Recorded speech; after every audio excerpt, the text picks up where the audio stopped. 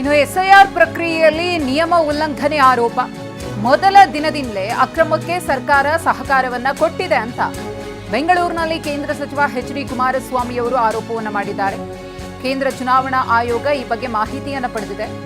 ಅಕ್ರಮದ ಮಾಹಿತಿ ಮತ್ತು ವಿಡಿಯೋ ಇರುವ ಪೆನ್ ಡ್ರೈವ್ ಅನ್ನು ನಾವು ಕೊಟ್ಟಿದ್ದೇವೆ. ಚುನಾವಣಾ ಆಯೋಗದ ಮಾರ್ಗಸೂಚಿಯನ್ನ ಗಾಳಿಗೆ ತೂರಿದ್ದಾರೆ. ರಾಜ್ಯದ ಅಧಿಕಾರಿಗಳು ರಾಜ್ಯ ಸರ್ಕಾರವನ್ನ ಖುಷಿಪಡಿಸುತ್ತಿದ್ದಾರೆ. ಹಾಗಾಗಿನೇ ಈ ಲೋಪದೋಷಗಳು ಎಸ್ಐಆರ್ ಪ್ರಕ್ರಿಯೆಯಲ್ಲಿ ಆಗ್ತಾ ಇದೆ ಅಂತ ಹೇಳಿ ಕುಮಾರಸ್ವಾಮಿ ಅವರು ವಾಗ್ದಾಳಿಯನ್ನ ನಡೆಸಿದ್ದಾರೆ.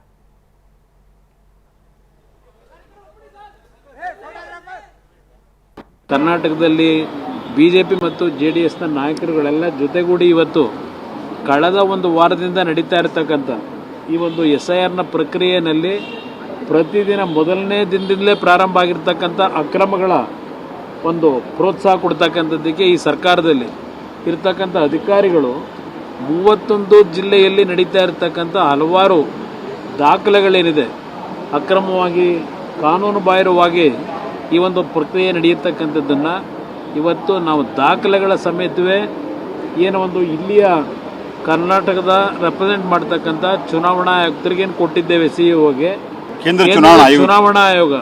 ಚುನಾವಣಾ ಆಯೋಗದಿಂದಲೂ ಬಹುಶಃ ಇವತ್ತು ಇಬ್ಬರನ್ನ ಡೆಪ್ಯೂಟ್ ಮಾಡಿದ್ದಾರೆ.